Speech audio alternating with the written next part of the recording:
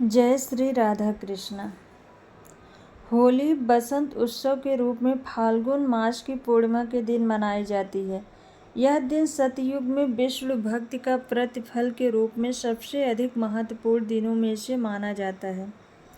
होली हिंदुओं का सांस्कृतिक, धार्मिक और पारंपरिक त्यौहार है।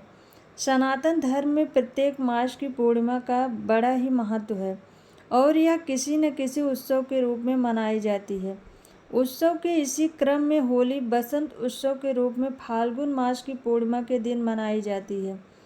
यह दिन सतयुग में विष्णु भक्ति का प्रतिफल के रूप में सबसे अधिक महत्व रखता है।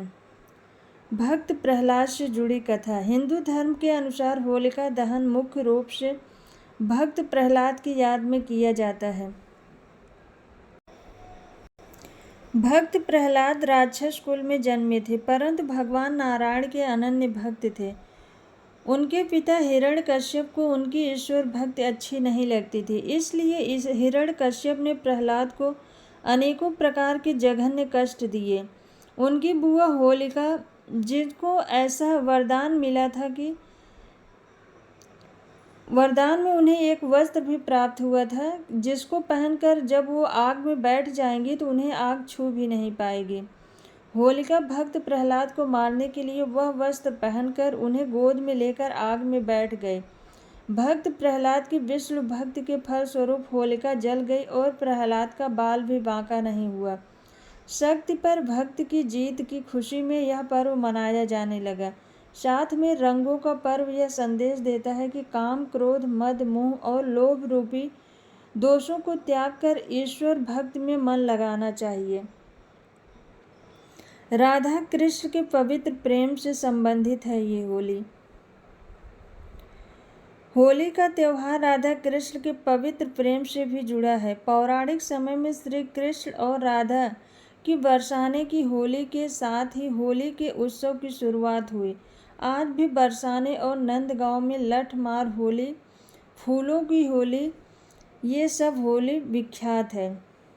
कामदेव की तपस्या के कारण होली मनाई जाती है। शिव पुराण के अनुसार हिमालय की पुत्री पार्वती शिव से विवाह हेतु कठोर तपस्या कर रही थी और शिव भी तपस्या में लीन थे।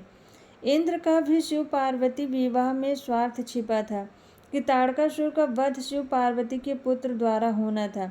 इसी वजह से इंद्र आदि देवताओं ने कामदेव को शिव जी की तपस्या भंग करने भेजा। भगवान शिव की समाधि को भंग करने के लिए कामदेव ने शिव पर अपने पुष्प बाण से प्रहार कर दिया। उस बाण से शिव के मन में प्रेम और काम का संचार होने के कारण उनकी समाधि भंग हो गई। इससे क्रुद्ध होकर शिव जी ने अपना तीसरा नेत्र खोल कामदेव को भस्म कर दिया। शिव जी की तपस्या भंग होने के बाद देवताओं ने शिव जी को पार्वती से विवाह करने के लिए राजी किया। कामदेव की पत्नी रति को अपने पति के पुनर्जीवन का वरदान और शिव का पार्वती से विवाह का प्रस्ताव स्वीकार करने की खुशी में देवताओं ने इस दिन को उत्सव की तरह मनाया। यह दिन फाल्गुन पूर्णिमा का ही दिन था। इस प्रसंग के आधार पर काम की भावना को प्रतीकात्मक रूप से जलाकर सच्चे प्रेम की विजय का उत्सव मनाया जाता है।